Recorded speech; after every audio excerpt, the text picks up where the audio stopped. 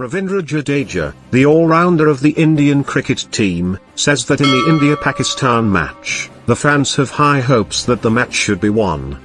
According to the report of a foreign news agency, the Indian all-rounder said that any match is as important for us as it is against Pakistan. The Indian team is more focused on the match against Pakistan.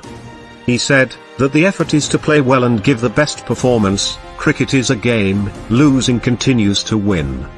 Ravindra Jadeja says that Pakistan team is also representing their country, and they also enter the field to win. There is no guarantee that you will win, you just try to give your 100% performance.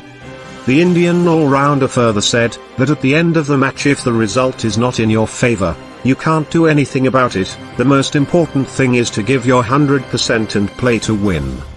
It should be remembered that last week the Pakistan government gave permission to the national team to go to India for the Cricket World Cup.